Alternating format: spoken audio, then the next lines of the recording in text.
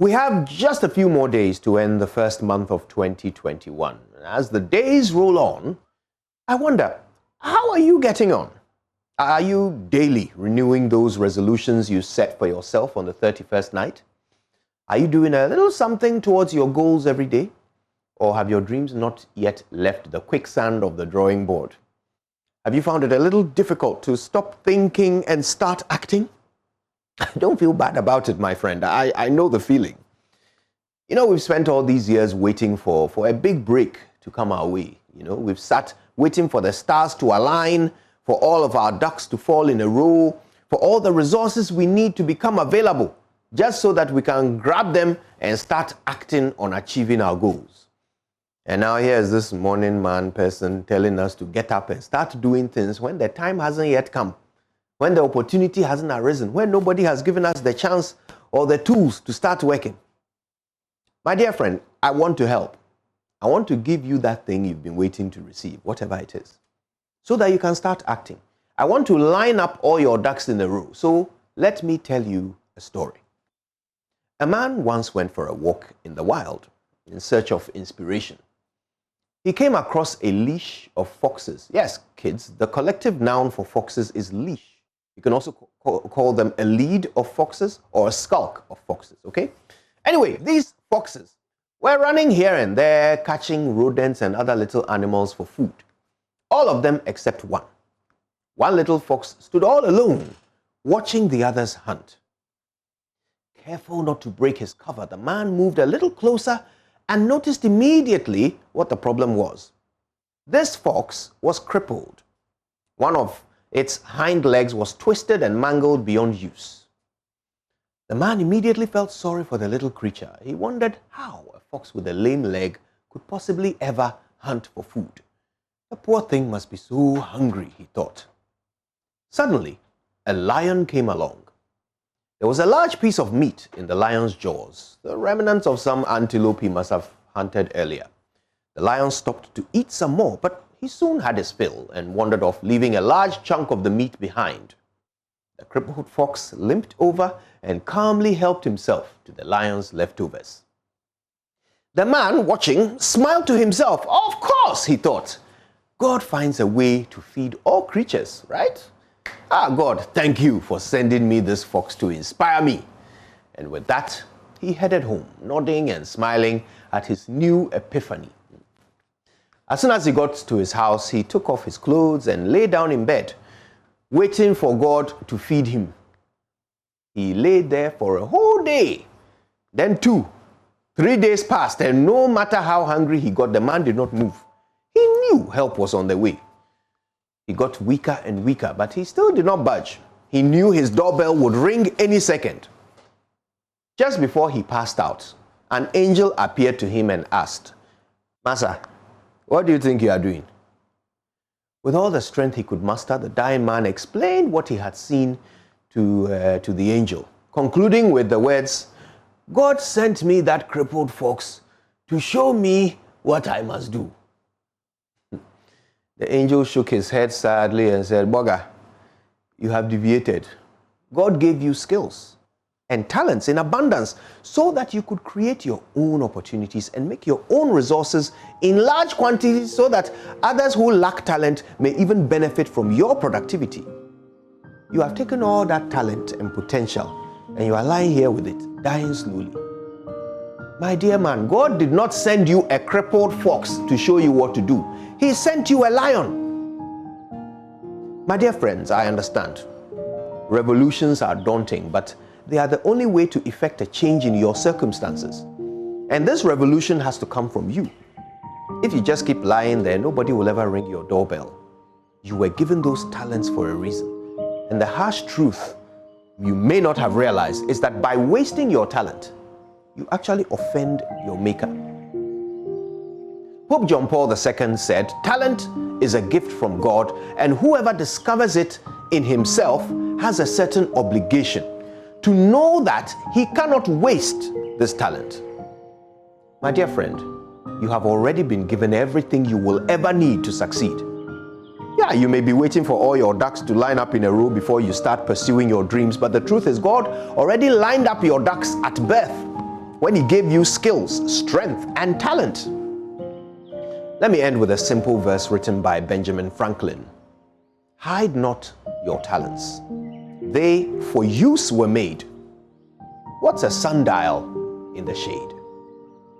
My name is Kojo Yankson, and I am a lion, not a crippled fox. Good morning.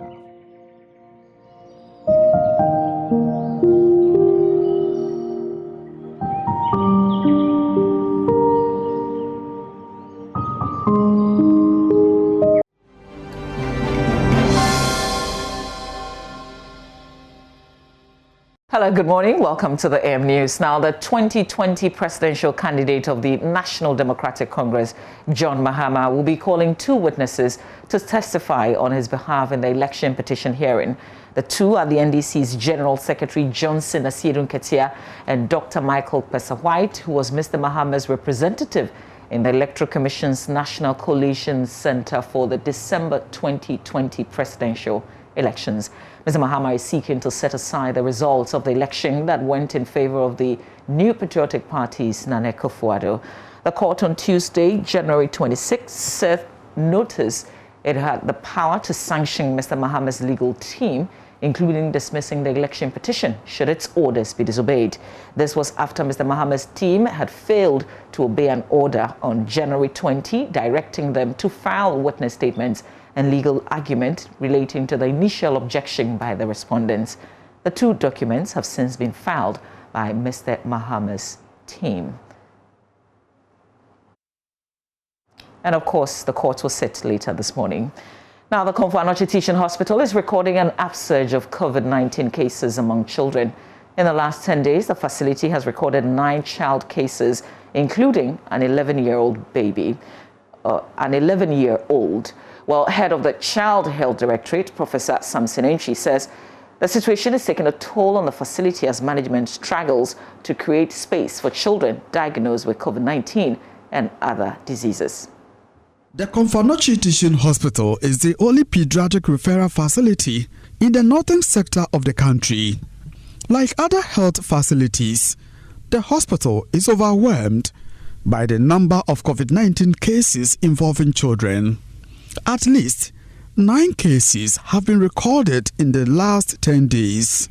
Head of the Child Health Directorate, Professor Samson Enchi, says the situation has put a strain on the hospital. We are having a huge surge in COVID-positive cases. The disease initially, children were said to be spared. We have 14 the whole of last year. But this year, just in a space of 10 days, we got 9 positive cases, children. And our HAYU, remember, our main pediatric HAYU is 3 bed. That is full. MBU is 1 bed. That is full. And so it's so happening that some 2 other positive. Other 2 are well, they've been discharged. 1 person died, have been discharged. And so we had another 2, but we had to keep them at the holding area. The COVID strain that we are having now is really also affecting children, seriously, because in the question of 10 days, less than 2 weeks, we are getting 9 cases. We don't know where we're going to go. And we are already full. And so that is what we are saying, that everybody must help. Management says the hospital is overstretched and it is in dire need of space. Professor Entry says the facility can no longer admit pediatric cases. He says there are ongoing talks with the Regional Health Directorate to create a treatment center for children with COVID-19. As it is now, we are not in the position even to bring new cases. I don't mean COVID. Anybody who is sick, you come here, we will just drag you in front, rubbing an ambulance that you came with. If there's something we need to do for you, we can do to stabilize you, then we send you back. Because our wards are full, we are exploring the possibility of getting treatment center for children. As far as I'm concerned, we haven't got a place for children. And just Monday, we were in talks with the medical director to actually talk with them. I think he also had discussion with the regional health directory to see if they can create space for children who are stable, COVID positive who are stable, so that we can move some of them there, so that we can get space. Medical Director of the Komfo-Anokye Teaching Hospital, Professor Bafo Kofi-Poku, says out of 504 samples taken, 251, representing 49.8%, returned positive. at the end of yesterday, which is the 26th day of January, we have tested 504 patients, out of which 251 are positive. 49.8%, almost 50% of all patients who have come here and have been tested have been found to be positive. So it is the duty of us, and together with you, the press, to drum home to the public about the need for us to take the preventive measures seriously. Meanwhile, management has denied allegations of neglect and lapses in its COVID-19 management. Some caregivers at the Child Health Directorate have accused management of putting their lives at risk as suspected COVID-19 cases are managed alongside other patients. But at a press briefing to respond to the allegations, management denied the allegations. From Kumasi, for Joy News, Ohimenteria reporting. And to have an 11-day-old baby contracts the COVID-19 virus, I know a lot of parents will be panicking. On the AM show after the news, throughout the course of our show, we will have conversations on that. Try and get a pediatrician to speak to us on the back of children now beginning to also record higher numbers with COVID-19. Moving on though, more than 2 million Celtis trees are used for pestles in Ghana annually. The demand for the pestles for fufu pounding has resulted in the gradual scarcity of this tree species. But a research scientist has found a solution on how to save the Celtis trees with an innovation called permanent pestle.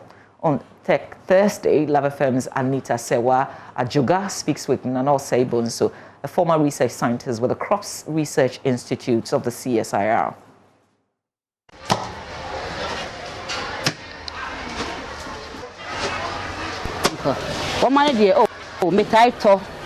Afi man to be 6 nsia mo ye ha na de owo no e complain.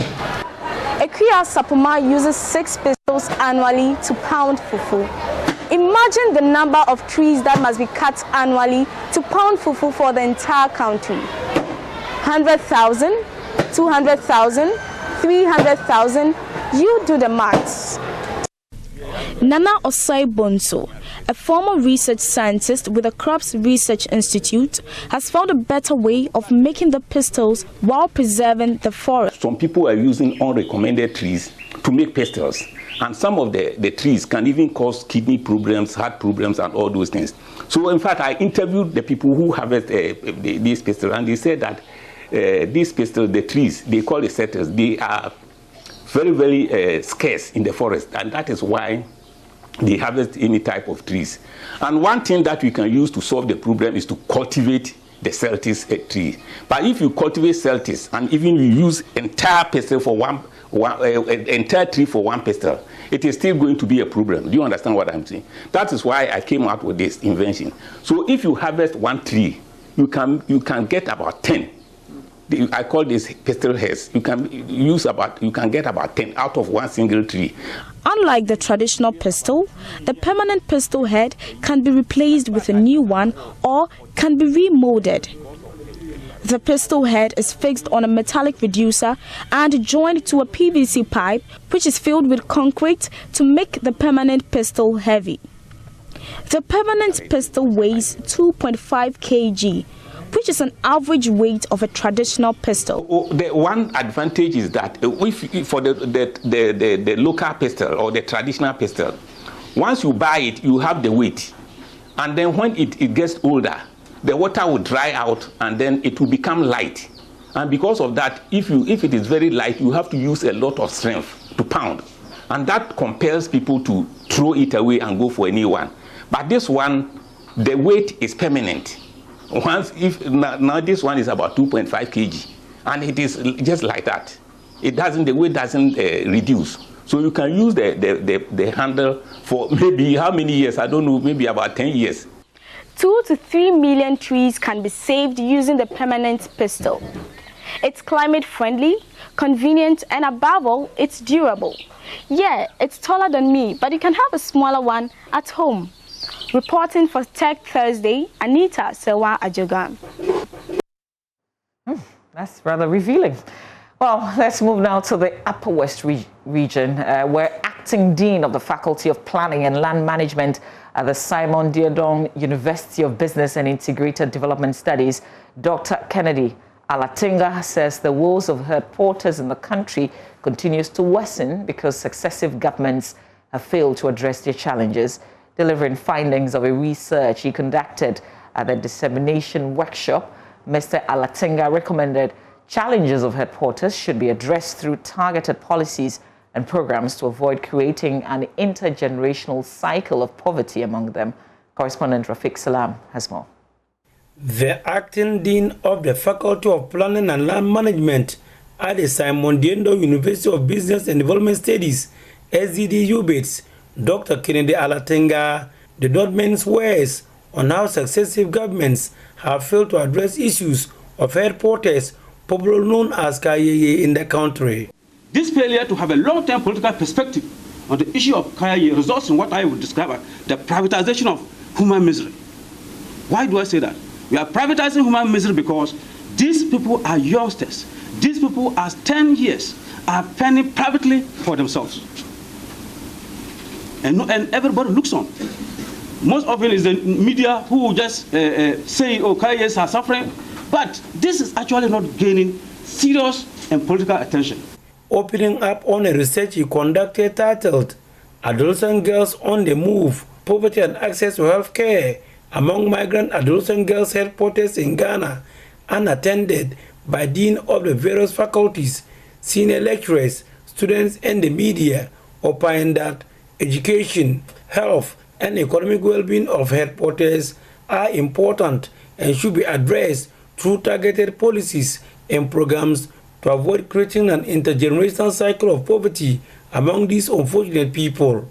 The senior lecturer made a couple of recommendations for the Ministry of Gender and Social Protection and the National Health Insurance Authority in order to ameliorate the sufferance of health porters in the country. So we have seen that from the findings, the Kayeye business actually impoverishes, makes the Kayeyes poor, because when we measured the out-of-pocket payment, about 8 and 9% of the Kayeyes pay out of their pockets for healthcare. It means that this group of people do not have active health insurance. Meanwhile, if you look at them, about 51% of them are between the ages of 10 and 17. And this group of people should actually be exempted from paying annual premiums, because the National Health Insurance Policy mandates that people of this category should be exempted from paying insurance premiums. Yet, they do not have. So this is clearly an issue of a policy failure that the National Health Insurance Authority and also the Minister of Gender and Social Protection will have to take into consideration. Dean of the Faculty of Integrated Development Studies, SDDU BITS, Professor Paul Nkegbe, lauded the idea of disseminating to the public research findings, which hitherto the academicians have been accused of doing by shelving to gather dust. The Council for Development of Social Science Research in Africa, CODESRIA, under the African Diaspora Support to Africa Universities Program, funded the research. Reporting for Joy News, Rafiq Salam. Here in Accra, the remains of former President Jerry John Rawlings have been interred at the new military cemetery at Chado here in Accra after a state funeral which recapped days of mourning. The former president died last year after a short illness. And on Wednesday, dignitaries here in Ghana and across the world pay their last respect to the man described as the man of the people. There's more in this report.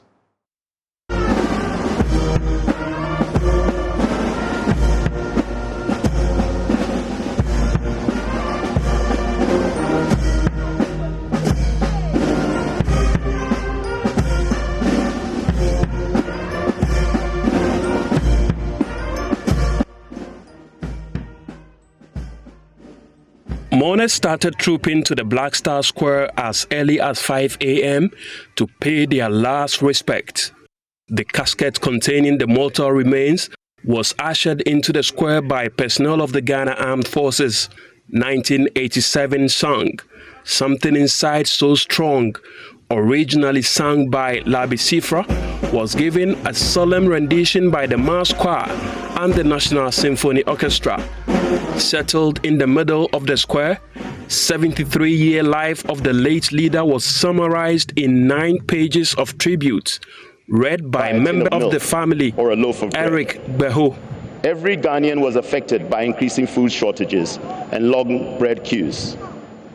In the rural areas outside of Accra, people lived in dire deprivation, but perhaps better than those in Accra's growing slum areas, which often had unpaved, potholed roads, lacked electricity or sanitation, and offered the unskilled poor no way of bettering their lot. In a string of setbacks that would have broken a lesser man and would have been easy for Rawlings to retreat from public life and live out his years in peaceful quiet. But that was not Jerry Rawlings. Perhaps his wife and former First Lady Nana Konadu Agyeman Rawlings captured it most when she said the late husband, though stood more for Ghana, did not abandon his family role. Amina Rawlings, who read the tribute on behalf of her mother, said the late president's gifts of sharing knew no bounds. With the birth of our first child, your care and concern knew no bounds, as you would spend all morning cleaning the house and doing all manner of chores before setting off for work, so I could rest and see to the baby. You took pride in your fatherly duties. There was no task too tiresome or bothersome for you, as you sought to take care of your young family. The scarcity of goods in the country at the time made things so difficult for everyone, and so you decided to name our daughter Zaneto, which meant, let the darkness end. The next few months had me in a constant state of fear, as you were arrested countless times by the military intelligence, culminating in the historic trial after the May 15th uprising. And on that note, we end the AM News. We've got the review coming up next. We'll touch base also with myjawline.com. Stay with us.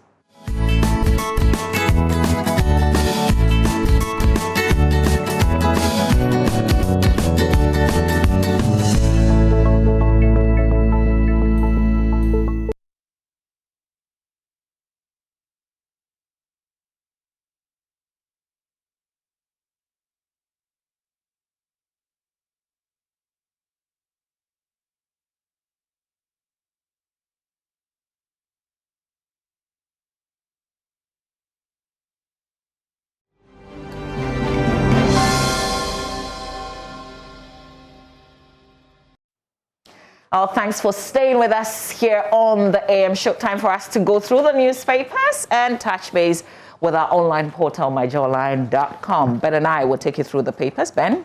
Hey, how are you this morning? I'm okay. You're looking black and white. Remember? Yeah. Alewa. Well, it's another morning. We shall indeed dig into them. I have the Ghanaian Times, the Daily Guide, the Daily Dispatch, and the Business and Financial Times. All right, I'll stick to the Daily Graphic, the Daily Statesman, and the Business Finder, 3 papers. Okay, let me start with the Daily Graphic. On the front page, of course, they've got beautiful pictures of what transpired yesterday. It was solemn, but it was also very much celebratory because of the man that we're talking about, Jerry John Rawlings, Commandante Rawlings, interred as nation grieves in unity, and that's how the president described his friend. And I think it was very revealing, the president's, what his statement and the fact that they were not friends before. They were enemies, actually. Yeah. They couldn't see eye to eye. But then, I think he said for about, 8 years? Yeah. They've been friends. Yeah. It hit me. Because there's a statement I'm not going to repeat, but there was something once that, the former president said about the current presidents that led to quite a bit of rancor, ill feeling, between them. I do not care to repeat some of those, but to see how close they became, especially within the last 2, 3, 4 years. Yes, he's talking about 8 years, but within this past term of the president, it just warmed my heart. And it points to something.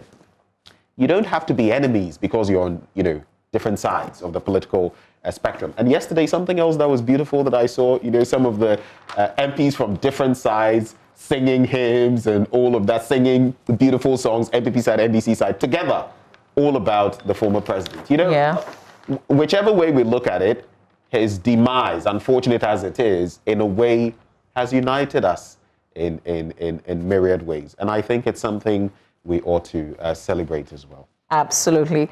So President Akufo-Addo eulogizes Rawlings at state funeral. We've just been talking about some of the thoughts that he shared there. But the picture that you find on the front page of the paper is that of Most Reverend Gabriel Edo Kumoji performing the final comital rites.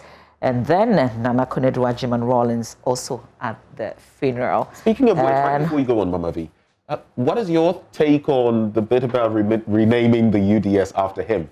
I listened to the president, and yes, he says he has the support of the former First family, but I'm thinking, I'm sorry, maybe I'm just... Would Rawlings have liked the wishes of the dead? The family says yes, and if you watched Nana Konadu at the time, the president she was actually, clapping and nodding. So yes, they're in agreement, but the man never wanted the thing. I don't know. Yeah, I get that. On the traditional level, you respect the wishes of the dead. I get that, but you know how it is like when you mention Kotoka International Airport. Many people, a lot of us didn't live in those times. We probably haven't even read about the man.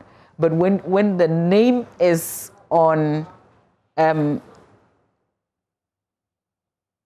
thing like that, let me put it that way, the moment you mention it, you probably would want to ask, oh, so what is Kotoka?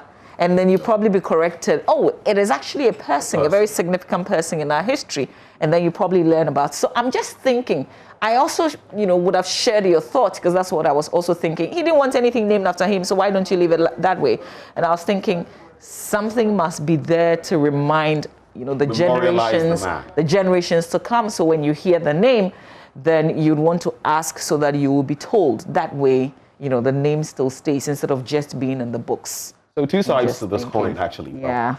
Two sides of the divide. Well, and then we'll come back to reality, which is election petition. Mahama files witness statement. That bit is also on the front page of the Daily Graphic newspaper. But if you go to the center spread, and I do pray that we have the center spread to show you, that just captures the different aspects of the funeral, yesterday. So there's a bit about when, persons at the Black Star Square were told to stretch their hands and towards the coffin, the casket, and pray. So the picture that's been captured, and I have to show you as I talk about it so you can appreciate it. Apologies that we didn't take shots of this. Former President John Jacob Kufuor, Alban Gbagwin, Speaker of Parliament, the Prime Minister of Niger, Samira Baumia, Vice President himself, and the Liberian President bidding the late former President farewell at the Black Star Square. So you find they've stretched their hands. Okay, we've got that. Thank you. And then the pallbearers also carrying the remains of the late former President at the Black Star Square. This other one is that of the President's exchanging pleasantries with former President John Mahama. Forget that they are in court. That matter will continue today, but yesterday, this was what the two of them were up to. And then, of course, mourners. I actually met, I was there early in the morning yesterday. I met some women who actually described themselves as daughters of former President Jerry John Rawlings. Some had traveled all the way from 2nd D just to be here in Accra to be part of the ceremony. So there were people from across, really. And then, of course, this man, the Right Reverend Samuel Kofi Osabute, the Methodist Bishop of the Accra Diocese, delivering the sermon. And he was trending yesterday. Yeah, he was. I got the feeling, and I think he said something whilst he was preaching that also confirmed what I was feeling, that he was a very close associate of the former president. He knew him and he knew him well. You could describe the relationship as friends, I guess. So that's it. The center spread capturing it beautifully in the Daily Graphic newspaper. And on the back page, ICGC supports KPEBU Children's Cancer Unit with 200,000 Ghana cedis. That's certainly a very worthy cause. Mrs. Joy Otabil presenting the check to Dr. Catherine Segbefia of the KPEBU Children's Cancer Units. And then 2021 World Customs Day marked. Also another story there on the back page of the paper. That's it for the Daily Graphic. Let's check out the Ghanaian Times speedily. And of course, on the front page, we have same. It's all talk about the nation bidding farewell to our former president as his remains were laid to rest. History will be kind to Rawlings. President Akufo-Addo says so. And Ghana observes International Day of Education. So those stories in the Ghanaian Times newspaper. This one says, when you turn to page 3, police nab 30 for violating compulsory nose mask wearing. I'll do that briefly. And the Afuta Municipal Divisional Police Command has arrested at least 30 persons for violating compulsory nose mask wearing and other safety measures to prevent the spread of COVID-19. They were arrested along the streets of Winneba Township and the main market to help prevent the spread of the disease. I say, you know. If we don't such nipa, James Oshe. Yes, they're head. There were people who were on their way to Rawlings' funeral at the Black Star Square, and they were not wearing masks. Can you imagine going to a place like that and not wearing masks? You know, it had been mentioned that because of the protocols and everything, it would even, people should be seated, members of the public and all of that, and you should ensure. I heard they were caught, and what they were made to do. What exactly were they made to do? What were they made to do? Oh, not me. Nah, lie. Never. When you turn to page 7, reduced cost of COVID-19 test. Now, this particularly excites me. I've been pushing for this. I've been mentioning it on, you know, whatever platform I get. Recently, even just about a week ago, I posted on this. A researcher at the Kumasi Center for Collaborative Research, Dr. John Amwesi, says it will be in the interest of the country to reduce the prices of the COVID-19 tests. He was speaking, of course, on Accra-based Joy FM radio station, and he explained that a decrease in the cost will mean an increase in testing, which will go a long way to help Ghana assess its situation and how to deal with it. Ghanaian Times, assess.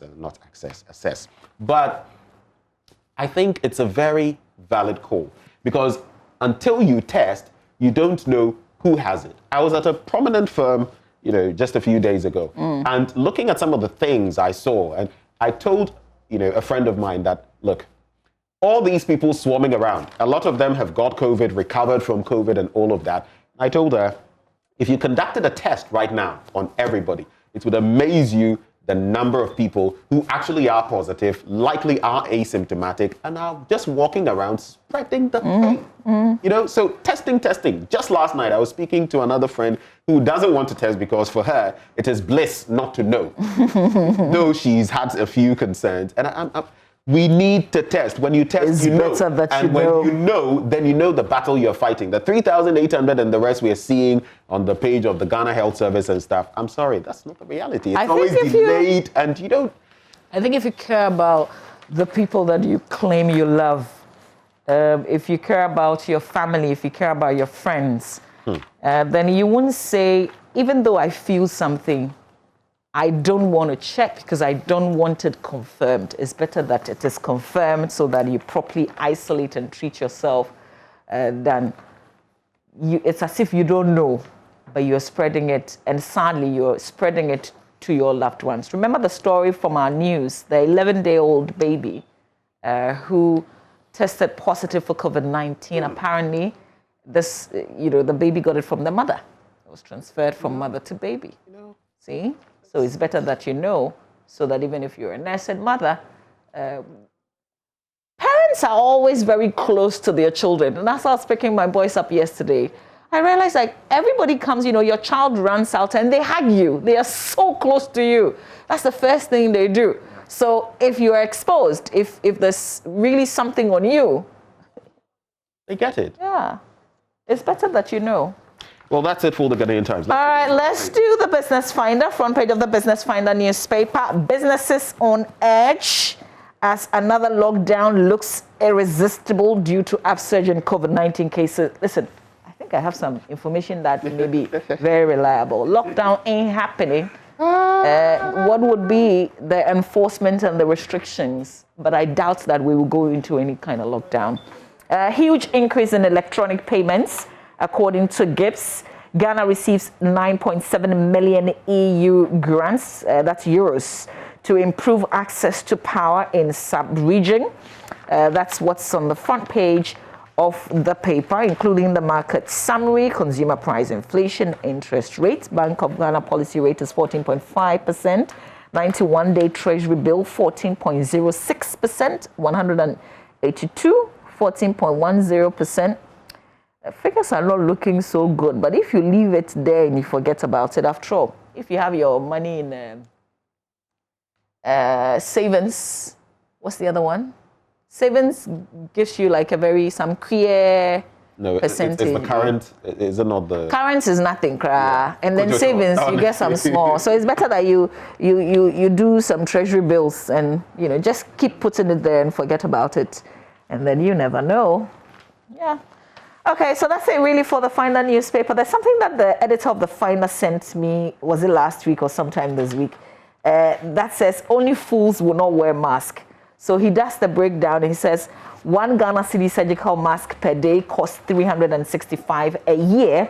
COVID-19 test cost a minimum of 300 Ghana cedis.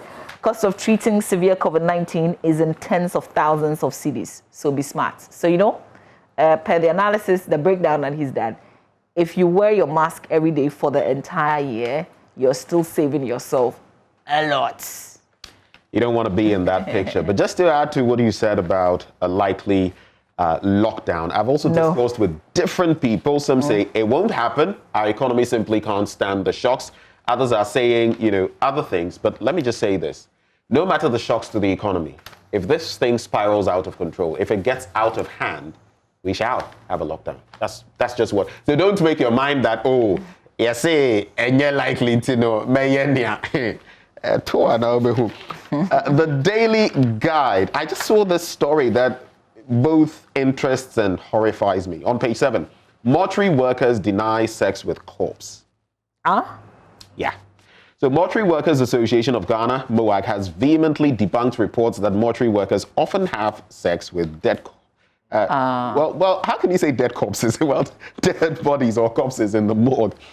Richard Kofi Jordan, General Secretary, said in Kumasi yesterday that these are all blatant falsehoods that some people peddle just to tarnish our image. It can never be true. You know why I'm taking this? Because growing up, I heard a lot of this, that they do all sorts of things. I don't know whether you ever, but I've heard this many a time. And now it's got into the papers, and I'm like, wow. I have. When you read the headline, I didn't hear right. So that's why I said, it sounded like confirmation. Yeah. You get it? But it obviously means there are people who keep reporting these things, and now they have to come out and say no.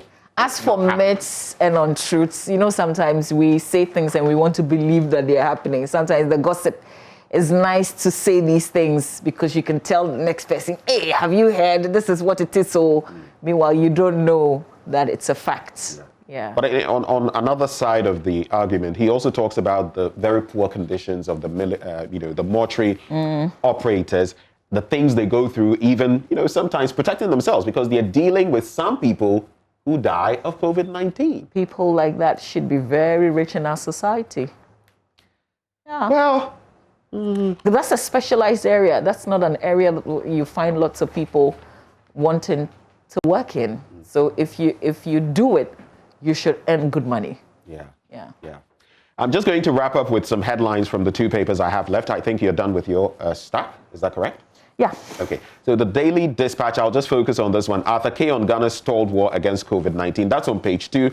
Check it out. Arthur Kennedy, Wasan Kamehubium.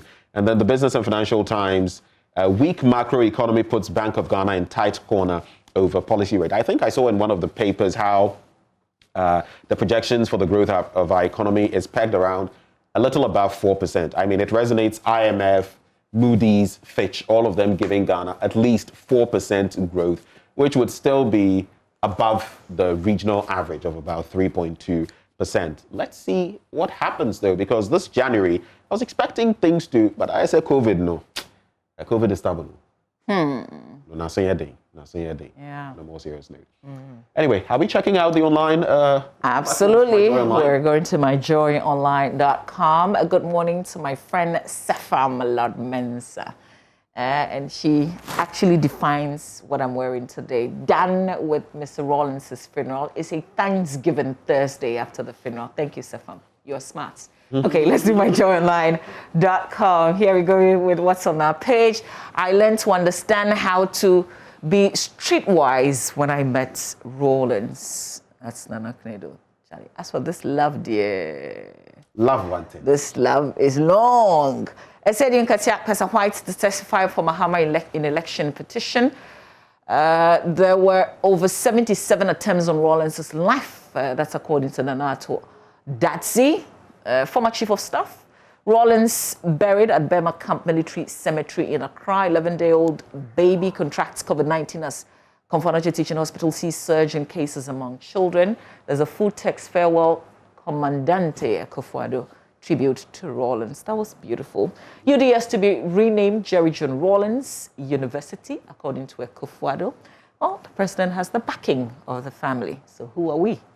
There are photos of the ceremony, and then there's a playback Joy News airs documentary on the phenomenal life of Jerry John Rawlings. We will give you excerpt here on the AM show if you missed the full one yesterday, so you've got to stay.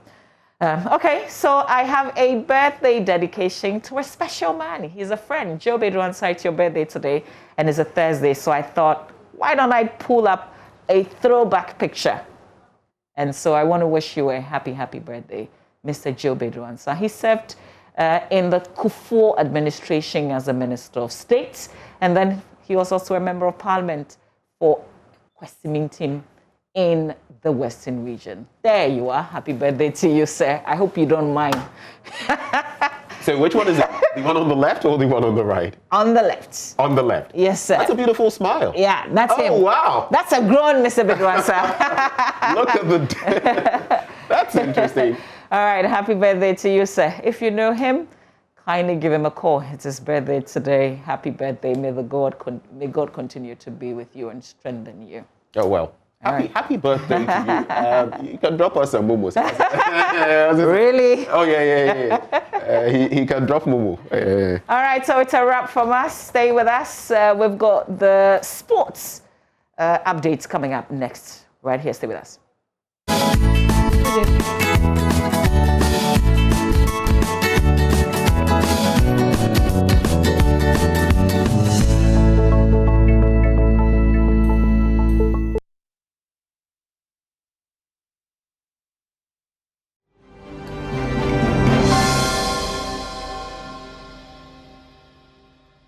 We'll take you back to the last court sitting. We will remind you of the issues outstanding, particularly what John Dramani Mahama is seeking. But let me introduce to you our lawyers who will help us break the issues down this morning. Mr. Martin Pebble, a very good morning to you. Thank you very much for making time again today. Hello, Mr. Pebble. Okay, and Justice Abdullah is also a lawyer. Good morning to you, sir. Thank you so much again for joining me. So, gentlemen, if you can both hear me, can I hear you say hello?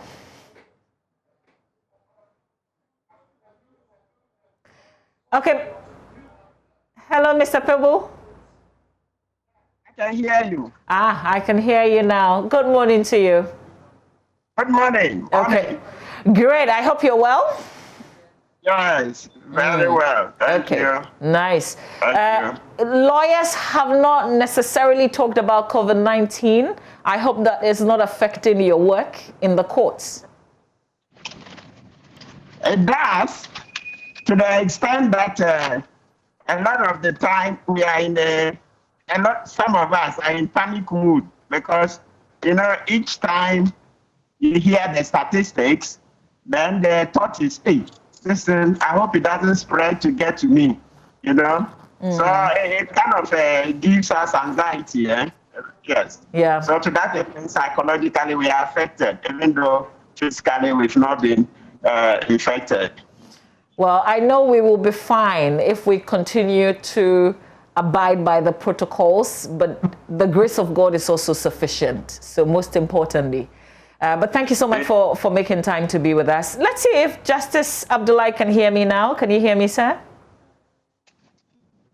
Okay, not quite. So let me stay with you, Mr. Martin Pebble. And I want to go back to the last court sitting. What surprised you most about that? I was so unexpected they went on recess. I mean, just minutes into the hearing, and it was so surprising. And I think what I used to describe the panel was that they was quite upset because they felt that John Dramani Mahama's legal team had not respected their orders and they had not filed their witness statement. So just going back into the last court sitting, maybe you can give a summary of your thoughts of what happened. Yeah, so when it comes to the apparent anger, it's possible it was contrived. Okay, so the justices would have made it up just to send a stern warning, you know, to the Mr. Mahama's team that they are not happy about what had happened. So for me, I wouldn't take it as anger proper. You know, day in, day out, it happens in the courtrooms. Sometimes, you know, lawyers are overwhelmed, so we don't go by the court orders. And the judge who is seized with the case has a lot of other cases. And so sometimes there are ways of sending a signal that, look, I won't countenance this next time round. So I think we shouldn't make too much of it. But maybe substantively, look, what happened that day, I'll tell you that I have also learned something very substantial from the proceedings that day. You see, the reason for which Mr. Mahama's team didn't file the witness statement, that is to say, because they had filed the stay of proceedings. A lot of us understood the law as giving them the right not to file if they had filed the stay of proceedings. But look, trust me, later on, through researches, it turned out that the Supreme Court has another decision that's not so popular yet, but it's still a decision of the Supreme Court where they made it clear that if you file an application for stay of proceedings, it doesn't mean the court has already granted you your wishes. So if there is anything to be done in the interim, you do it whilst you wait for the court to decide your application. That is to say, whether the court will grant your stay or not. So what I'm saying is that, so it's possible that maybe the team didn't see that decision. Because since I saw that decision myself, I ate humble pie. Okay. Because earlier, we were very confident that, look, this is one principle which is very clear on the face of the law, which is that if you file the stay of proceedings, don't do any other thing that will undermine your application. So in the case of Mr. Mahama, because they filed the stay of proceedings, they shouldn't file the witness statement. But it has turned out that there's another Supreme Court decision. It's called Republic versus High Court, Commercial Division, Tamale, ex parte Kalim, where Justice Benin JSC, speaking for the court, stated that if you file an application for stay of proceedings, it doesn't mean your wishes have been granted. So you can stop or you can refuse to do what the court had asked you to do, or you can refuse to participate any further. No, it doesn't mean so. It says go on, but then the court will decide in due course. So yeah, but Mr. Pebble, this is a high court case that you're citing, isn't it? Yeah, it's a Supreme Court case, but they were talking about the High Court, but it's the same principle. Okay. So let me repeat. When you hear the title, the Republic versus High Court, Commercial Division, Tamale, ex parte Kalim, okay? So it was in the High Court that the judge had made some orders, and then somebody applied for stay of proceedings and other things and wasn't taking part, blah, blah, blah. So when you hear the expert is so and so, usually.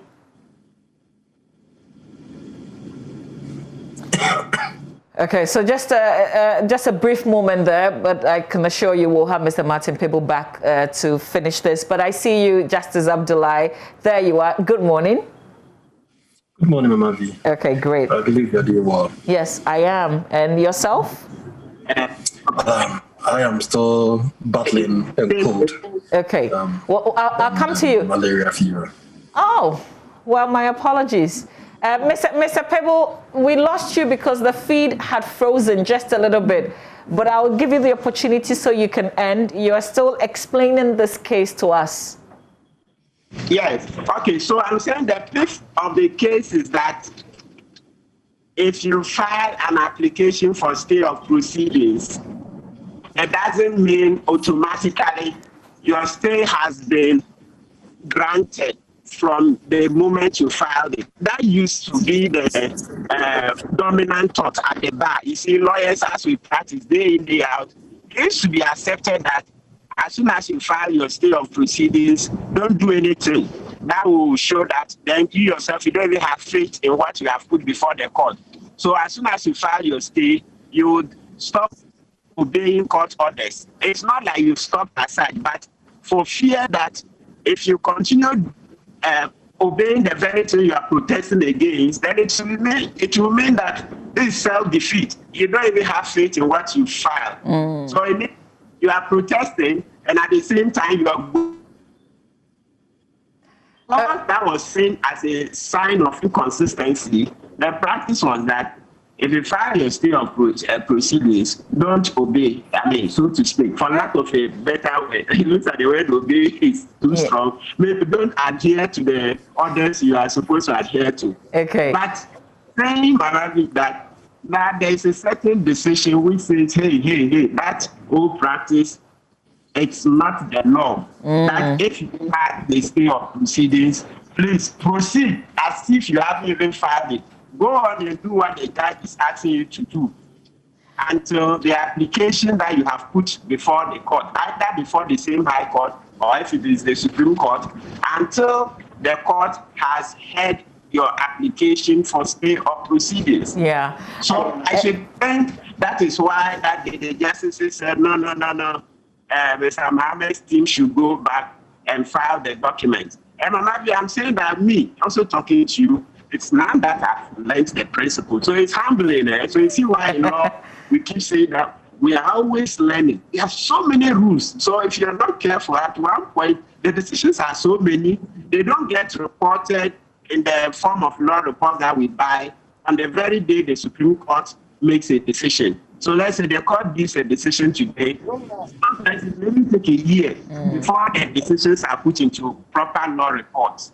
You see, so that causes some pieces that you slip here and there. Okay. So the main point is that for the court to have told Mr. Mohammed's lawyers that no, go back and file the documents, it's based, at least I should think, on this decision that they had previously given. Great.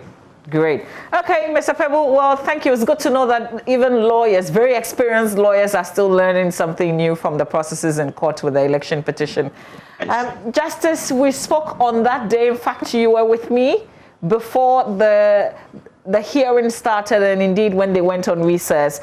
And you had taken me through the punishment, the regime, what could happen to them once. And then, of course, the panel came back and also referred to, some say it was a threat. They could have the entire case dismissed. There could be costs, or they could have some of the processes being set aside. What do you make of the final outcome? The Nana Addo Dankwa Akufo-Addo's legal team has described it as lenient. So the court was very lenient to Mr. John Dramani Mahama. Indeed, Mama, you are right. That day we predicted all the possible outcomes and we laid them out clearly. And the Supreme Court came out confirming almost everything that we had discussed on your station and adopted one of it. And indeed gave the threat of a possible striking out of the suit should they fail to abide by the orders of the Supreme Court by filing the appropriate processes that they had been ordered to file.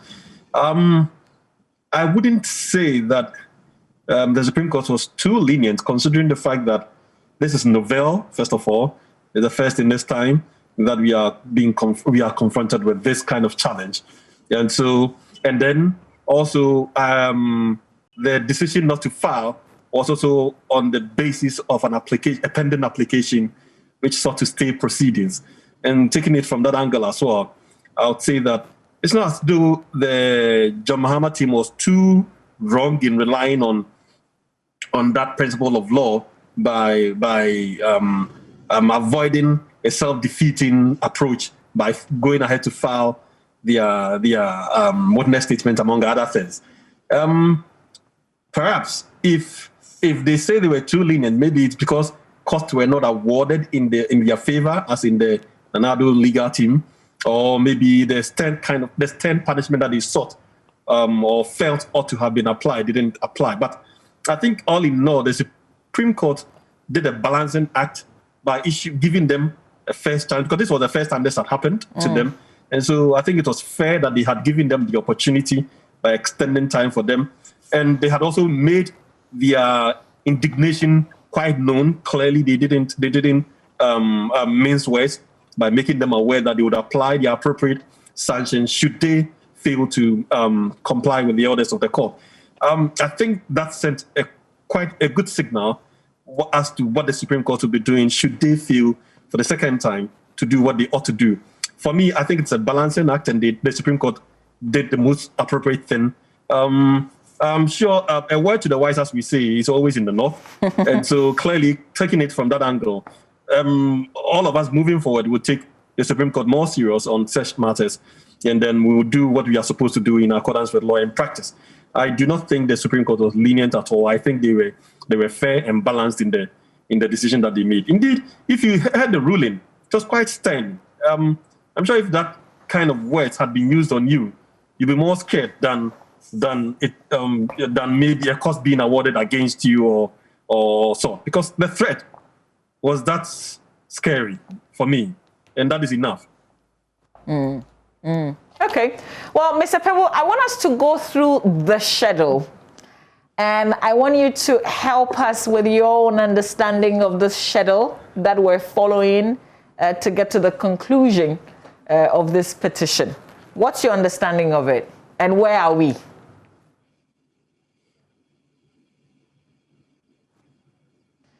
Mr. Pebble, if you can kindly unmute so we can hear you. Yeah, okay. Okay, great. Yes, can you hear me? Yes, sir, I can. Yes. Well, yes.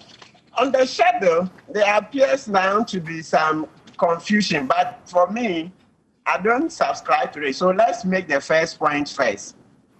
The last part of the schedule says judgment on the 42nd day. Yes. Judgment on the 42nd day.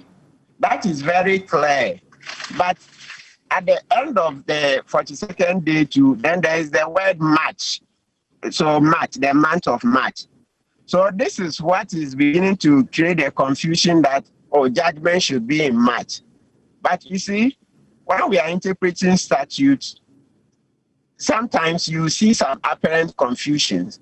But if what is written makes clear sense to an extent, you go with that clear sense. So, Maravi, the reason I don't subscribe to the trial stretching to March is that, come back to the beginning.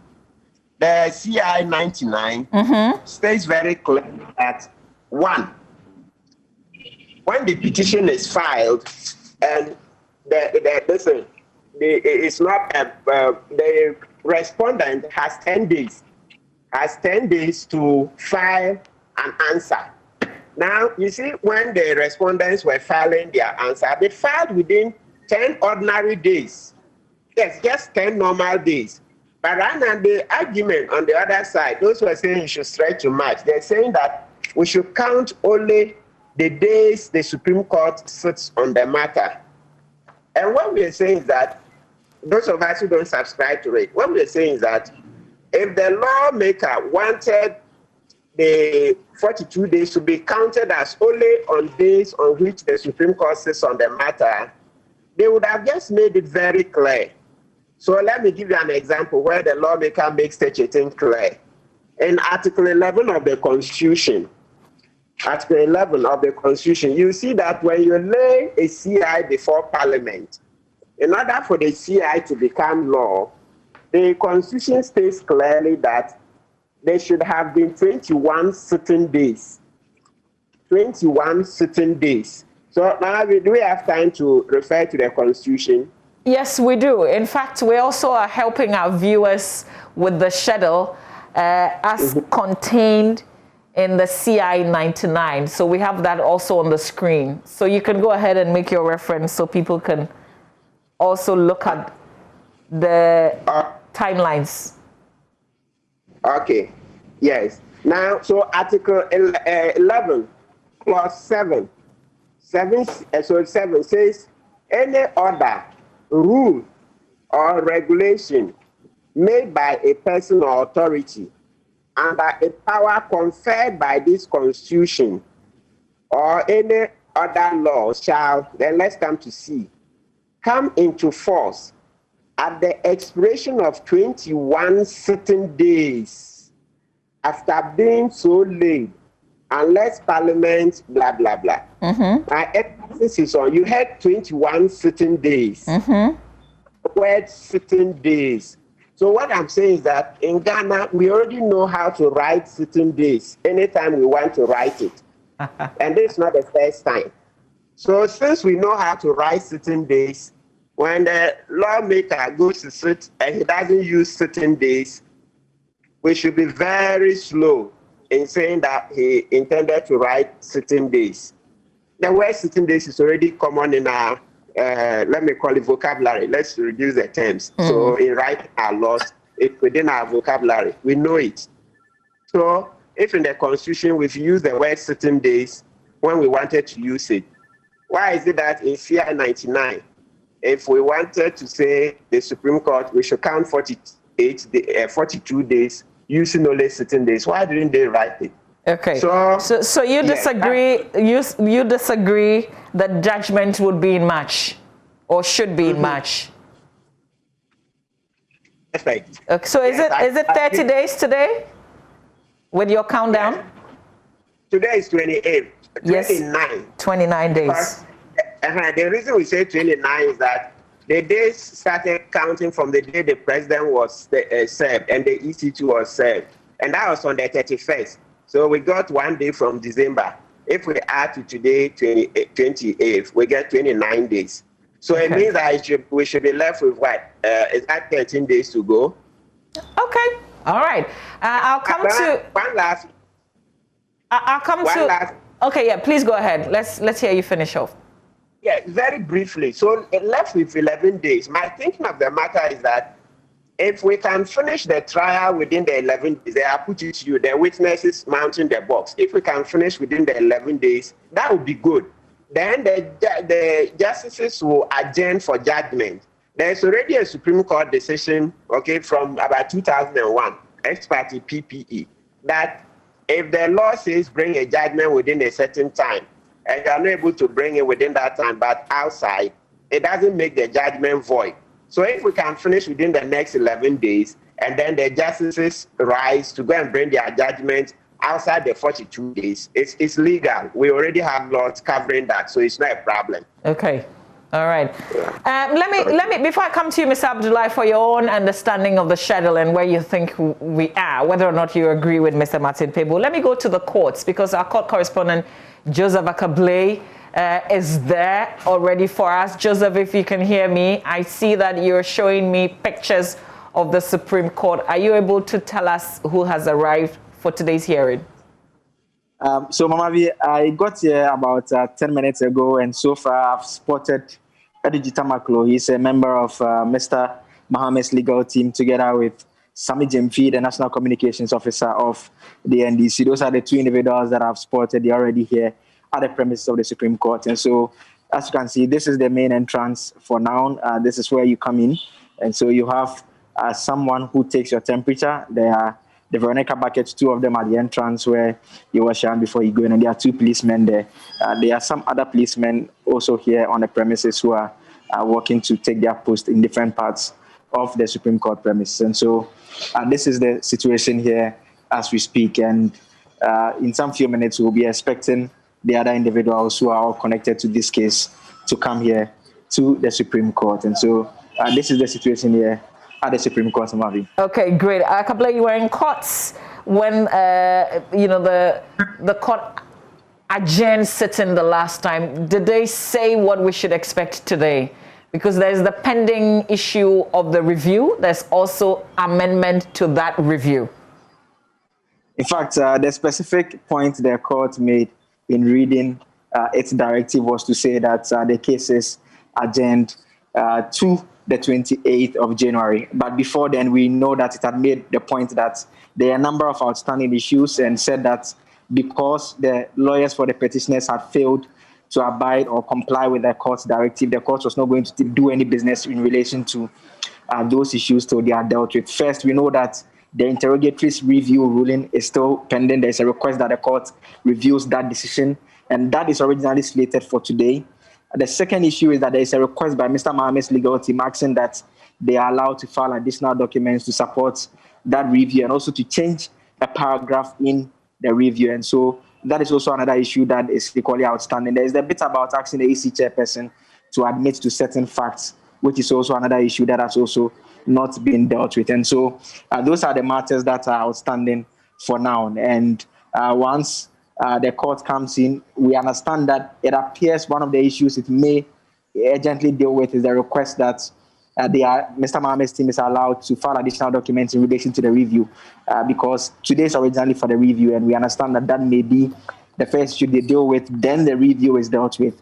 Then afterwards, if the court is minded to allow for the petition hearing to take off, then it will take off. And since the court gave its directive the last time, the directives have been complied with, the 2 witness statements have been filed, and also the legal arguments in response to the initial objection has also been filed as well. Okay.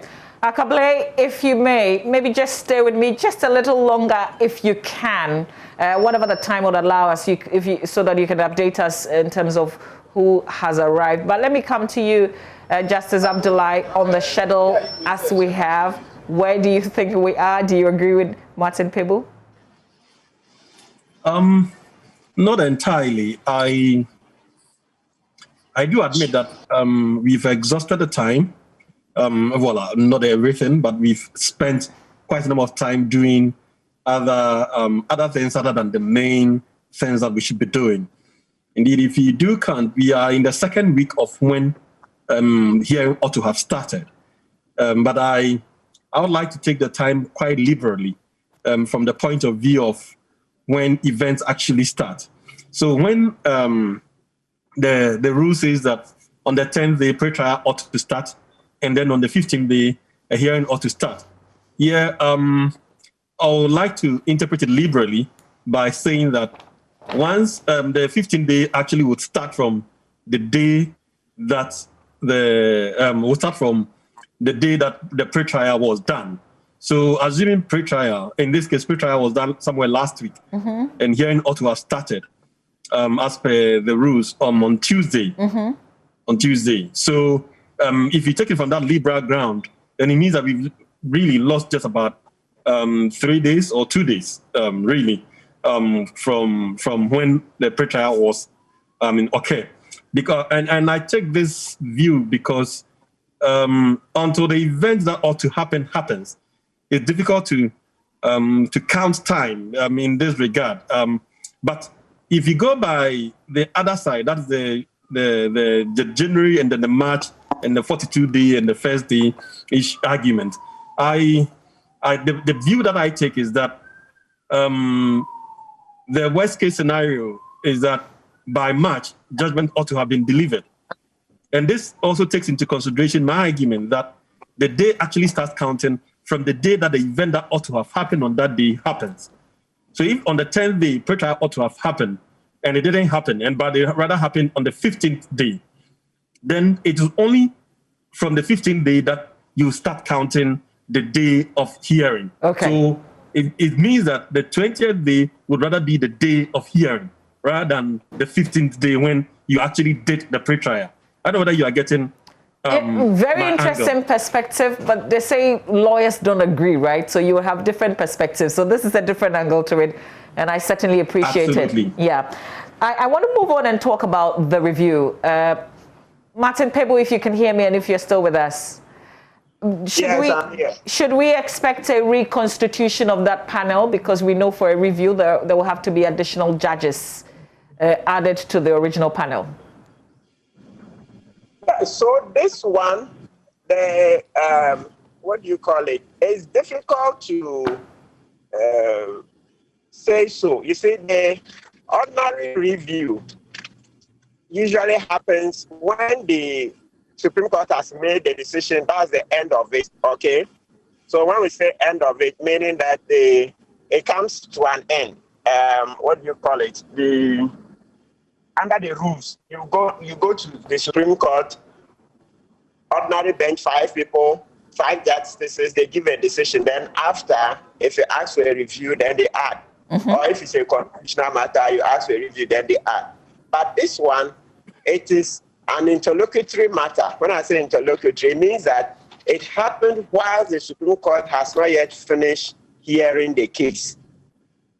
Let's repeat. So this one is different. So because the Supreme Court has been using different approaches, this time I won't stick my neck out. I'll wait. But the distinction is that there's that distinction. This time, the Supreme Court is dealing with the matter. They've not yet finished. It's not final judgment that we went or we are going for a review. So the review we are used to, often it arises in the context that the Supreme Court itself, let's say you took an appeal there, 5 justices heard it and they finished. Then you want a review, then they will add 2 to get 7. Or if it's a constitutional matter that they used 7 justices and then the litigant lost, he wants a review, then they will add 2 to get 9, right? But I'm saying that this particular one, it's a case in which the case is still ongoing. So because it's still ongoing, I'll not stick out my neck to say they would bring another 2 to here, then after that, that other 2 would go. No. Okay. So let's say in the High Court, when the case is still ongoing, and you ask the judge to review, they don't add judges, you see. So because of that, I just not stick out my neck and say, but they will add the 2. It's within their bosom. They can add if they so wish, but if they don't do, then my understanding of it is that because the case is still ongoing, that's the difference between this kind of review and the other review we are used to. All right. That's the difference. Okay, well, very interesting. Justice Abdullahi, should we expect the court will now rise to be reconstituted? Not likely at all. We are likely to have the same panel making all the decisions and then move forward with the trial of the matter. We are not likely to have any drama today. I do not foresee any drama happening today. I do rather expect a quick decision to be taken, considering that the Supreme Court is bent on commencing the trial. And so I do expect a lot of quick decisions. Unfortunately, because of the multiplicity of applications, I do not foresee that possibility of the applications being moved that swiftly to enable them make a decision as quick as we'd expected. Today, I expect that we have a very long day today due to the pendency of the multiplicity of applications. But beyond that, I think everything should be smooth and organized and nothing surprising really happening. Can we have the substantive matter being dealt with at least started today? Most likely not. Despite the insistence and the body language of the Supreme Court, I do not foresee trial commencing today. The likeliest day we may probably have our trial maybe next week, because most likely they may not be sitting tomorrow, unless they have to adjourn some of the applications to tomorrow. Then you can be guaranteed that they would want to start the trial next week. But outside of that, the applications are too many, And listening to the applicants, you can clearly see that they take their time to make their to move their application. They really take their time to move the application. They do not take anything for granted. They go almost word by word on every single thing that they file. And that is likely to be repeated today. And should that be repeated, give and take between 2 and 3 p.m., we should still be in court. Okay. Well, that will be a familiar sight. Martin Pebu, is that your gut's feeling too? No.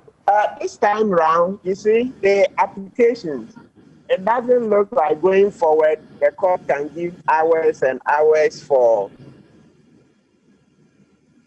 No, the rules allow the justices to even read what has been submitted and render their judgment, give an opinion. But of course, because the stakes are very high, they would definitely give the lawyers some time to speak. But going forward, it doesn't look like 1 hour for each lawyer is going to be the norm for the applications. Definitely, the time will have to come down because we are behind schedule. Well, as I said, because of the way I read the schedule, that's the timeline, the 42 days, it doesn't look like the lawyers can be allowed to give very long arguments. Okay. All right. Let's make one point. Because as part of the review, usually you would argue your law. So it means that the justices have already seen the arguments on paper. They can also read. But of course, it's always good to allow the lawyer some time to breathe some life into the lifeless words on paper.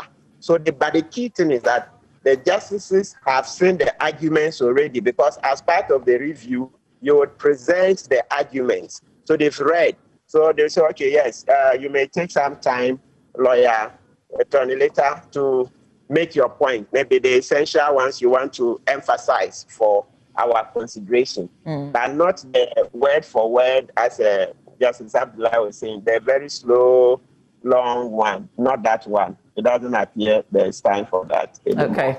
All right, great. Let me go to Joseph Akable. Joseph, we're still seeing the videos, your videos, where you're showing us the Supreme Court. As we've been talking, who has come in? And so earlier I had mentioned that Tamaklo had shown, just walked into the courtroom while you're conducting your interview with the private legal practitioners.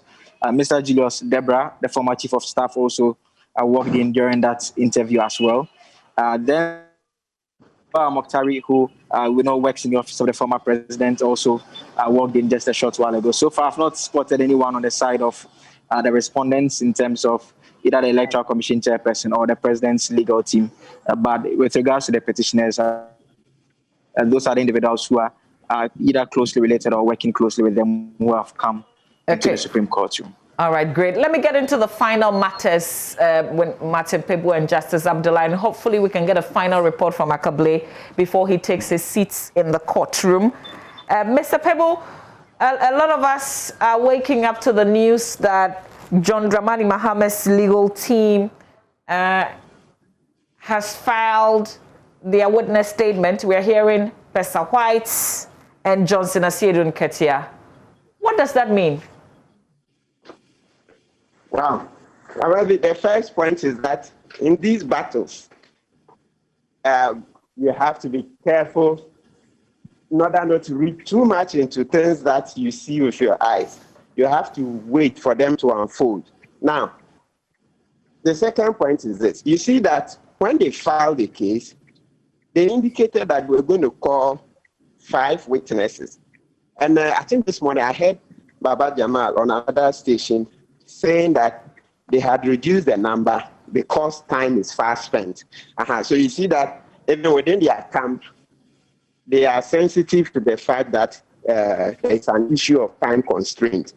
So if I can go with what Baba Jamal stated, then it means that they are doing it in order to expedite the trial. At least that's what he said. And he's a senior member of the NBC. So for him to have said so, what it means is that reducing it from 5 to 2 means that they want to help the court to come to an expeditious hearing, or to conclude expeditiously. Okay. So this is I put it to you the way you put it sometimes to us. This is where they will matter, right? Exactly. So it means that Dr. Akpesa White and Asidun Ketia will be the ones to mount the witness stand or box. Yes, so they will answer the questions. You and I were not there. The pink sheets, yes, they will bring out the pink sheets, the collation sheets, and all that. Okay. Yes. Maybe if there are PowerPoint presentations, yes, then they will bring them out too. Okay, great. Justice Abdullahi, just your thoughts on this same issue of the witness statement, the fact that there's been a reduction in terms of the witnesses. Is that acceptance of some kind of defeat? Not entirely. I had said yesterday that really when filing a matter and you are asked to indicate the number of witnesses, it is the normal practice that you'd like any other budget or estimate, you indicate more, just so when the actualities unfold, you will not be caught pants down. It's a better strategy than indicating that you don't want to call 3 witnesses only for you to discover that you actually would need 10 witnesses. And then you may not have the room to call all those additional witnesses. So if you indicate more and it turns out that you actually need less, then you are well within your comfort zone. You are not, you don't find yourself panting and gasping for air. So I think that is a better strategy going into this battle that the John Mahama team adopted by indicating 5 and then rather ended up calling 2. Except to say that I was rather surprised about, I had predicted that Asidun Ketia was going to be a witness, a better witness and a star witness for the John Mahama team, because he had followed the entire election throughout. I mean, from the beginning till the end, he was almost in almost every constituency, was almost in every court, and then he also has a better experience because he had he was a witness in the 2012 election petition, which was also quite a serious trial that he went through, and so he had garnered all these experiences and had all this rich experience following the elections and all of that. So for me, his testimony, he being a witness in this matter, for me is quite good for the NDC team. The surprising bit is Professor White.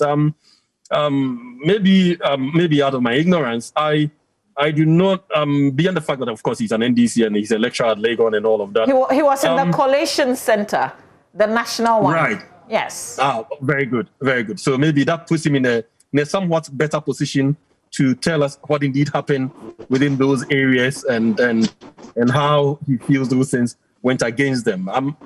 Because otherwise, I like I said, if you take the caliber of Asidun Ketia and maybe people at the national headquarters or maybe people at the John Mahama's office who were probably keenly following the entire event unfolding, because really, to be a witness, as the law says, you need to be a person who has either witnessed it by hearing it or by seeing it or by feeling it or by all the senses collectively having a feel of the event.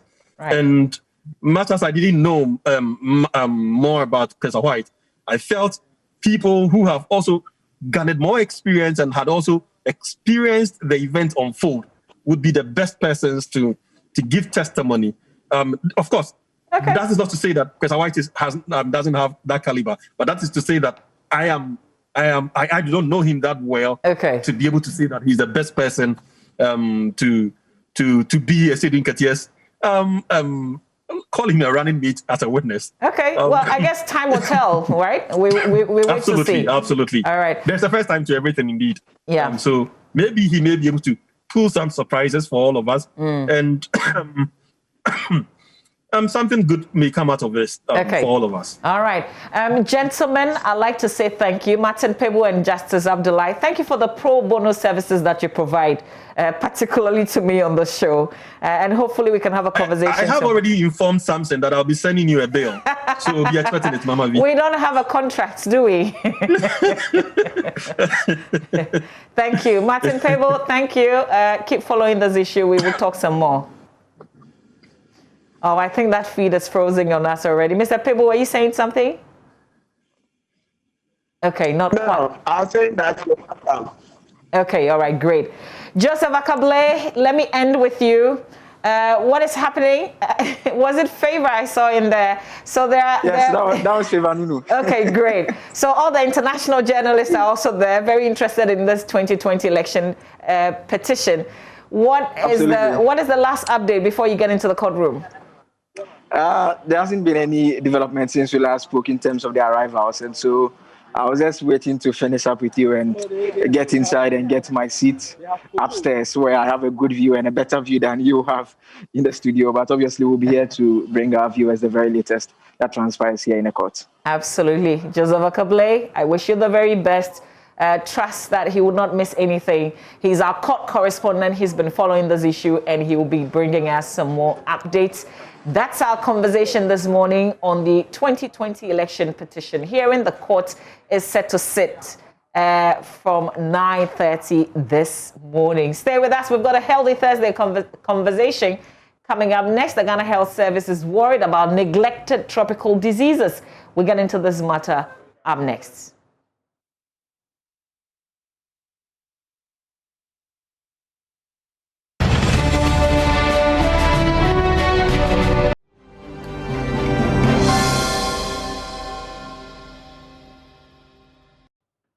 Thank you very much for staying with us on the AM show. Now, from the politics and the legal action, we continue with health. Ghana, like other tropical countries, is endemic with a number of neglected tropical diseases that, if not addressed, will derail the gains made in public health. It also has implications for the development of the country. These diseases include the likes of trachoma, intestinal worms, river blindness, bilharzia, elephantiasis, sleeping sickness, buruli ulcer, leprosy, yaws, and many others. To discuss the day, highlighting these neglected tropical diseases and what the way forward is, especially in Ghana, we have joining us Edward Tehevi, Chief Biomedical Scientist with the Ghana Health Service. It's a pleasure, sir, to have you join us this morning on the AM show. Mr. Heavy, good morning to you. Good morning, Echo.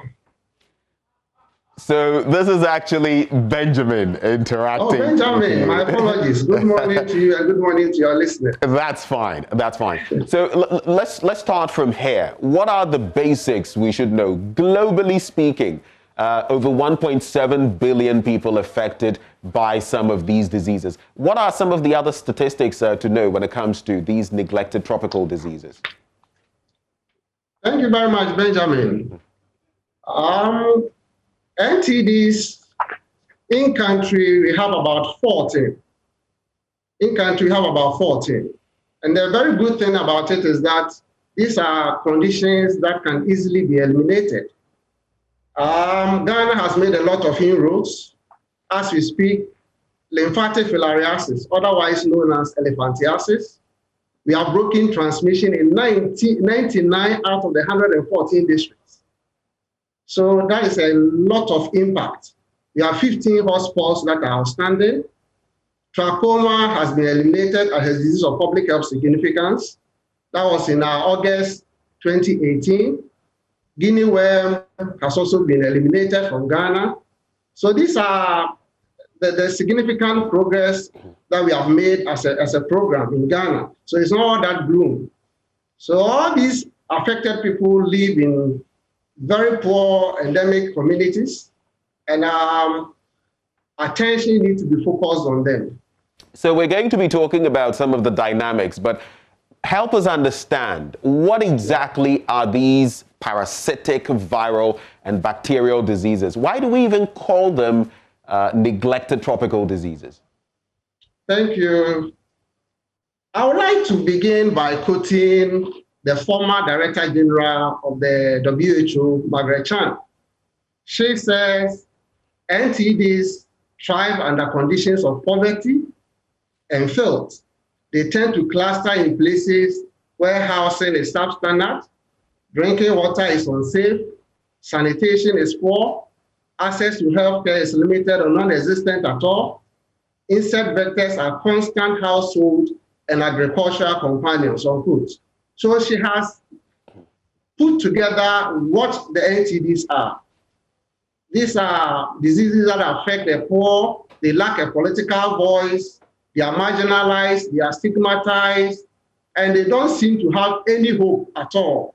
So we as a health sector, we as a people need to come together, pull our resources together and help combat these diseases. So quite some dynamics there. We'll later on look at the bit about poverty again. But what is the current situation of these, neglected tropical diseases when it comes to Ghana specifically? As I indicated earlier, 1.7 billion people affected across some 149 countries in Asia, Latin America, Africa, some of the poorest countries. But what are the real dynamics? You talk about guinea worm and the others in Ghana. What are the statistics? Right.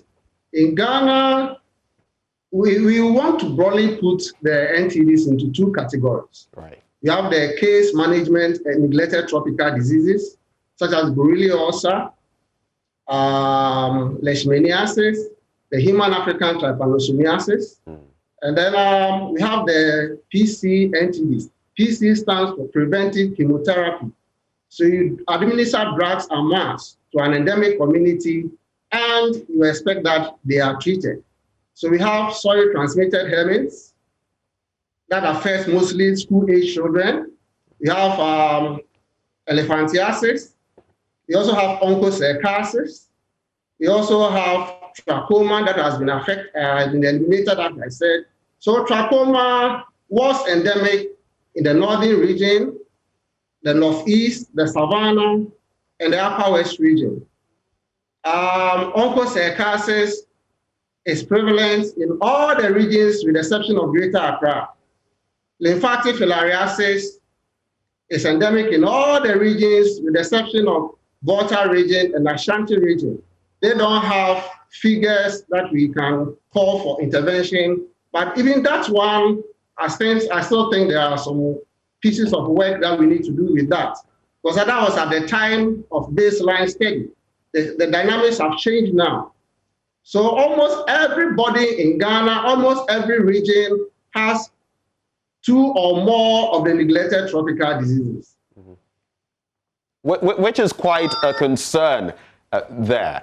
And how exactly thus far has the health system, the Ghana Health Service and others, how have you addressed these challenges that you're pointing out to me now? How have you addressed them and what is the way forward? Right. We have enjoyed a lot of support from the government, but like Oliver Trace, we humbly ask for more. They provide our salaries, our office space, the vehicles with which we move to the communities. We have been largely supported by our partners. A lot of partners have come in to support the Ghana Health Service. So our modus operandi is to move into the endemic communities, educate them, treat those who are affected, and those who have the conditions, we manage them. So the preventive chemotherapy that I spoke about, you give out the medicines en masse, it means you are trying to prevent the people from getting the disease. Those who already have the disease, as I said earlier, you try and manage them. That is what we call morbidity management.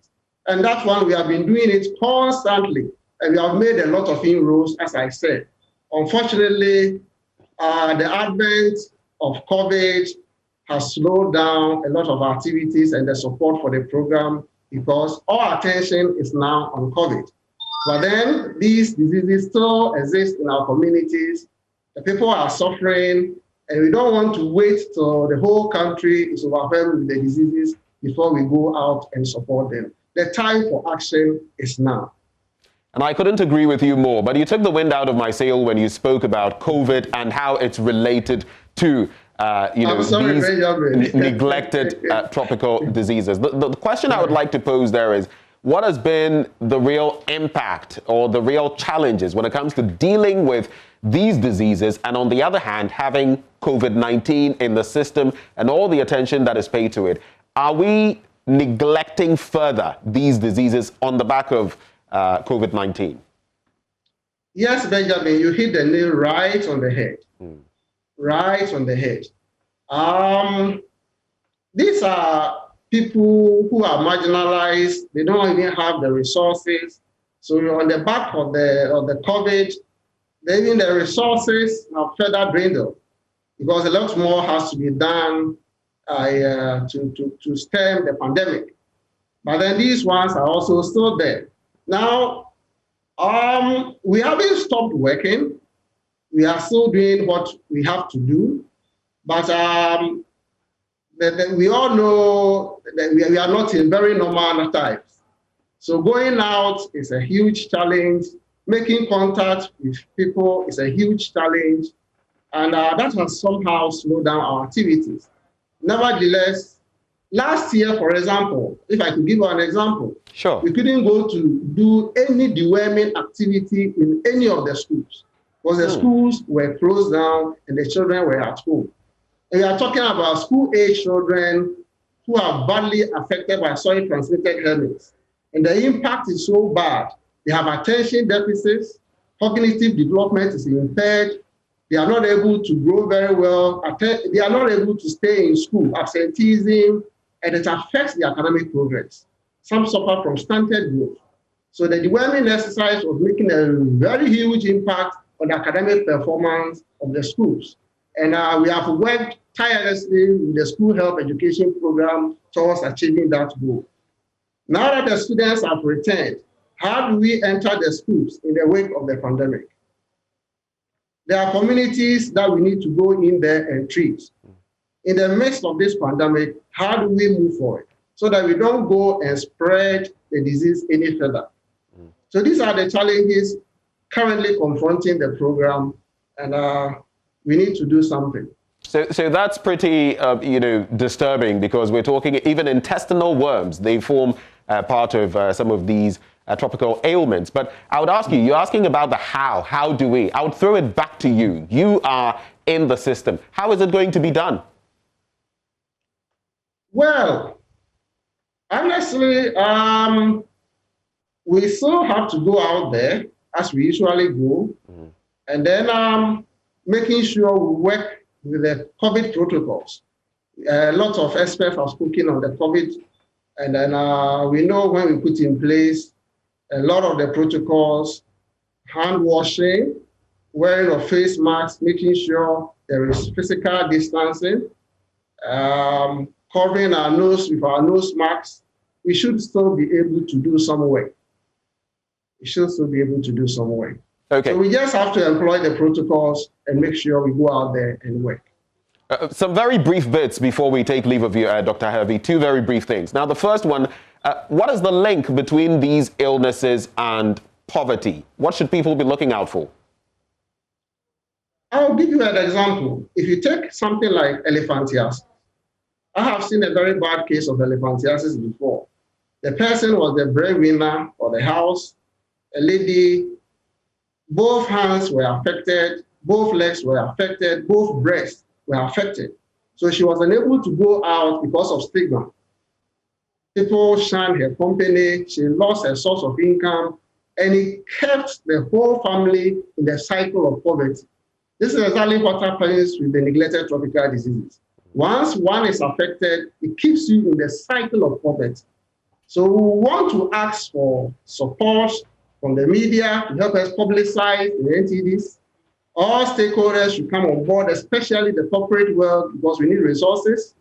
As we do education, tell people about the NTDs, stigmatization is reduced. I'm sure Ghana will be a better place, and the world will celebrate us as they did when we eliminated trachoma. But let me put it on record that Ghana is the first country in sub-Saharan Africa to have eliminated blinding trachoma.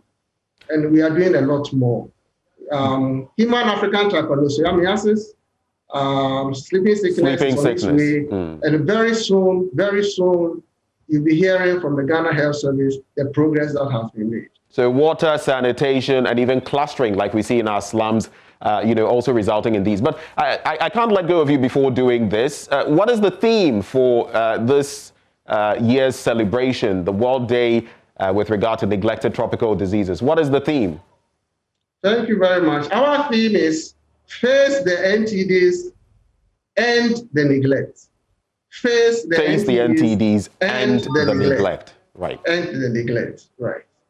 Well, we wish you the very best, and we pray that we'll be able to reach out to the most affected when it comes to these neglected tropical diseases. That's been a Healthy Thursday edition as we talk about the NTDs. You should indeed read more about them and how you can help alleviate those who suffer NTDs. That was our discourse with Dr. Heavy, on our Healthy Thursday belt. It's time now for Showbiz that comes your way next on the AM show. Do stay with us.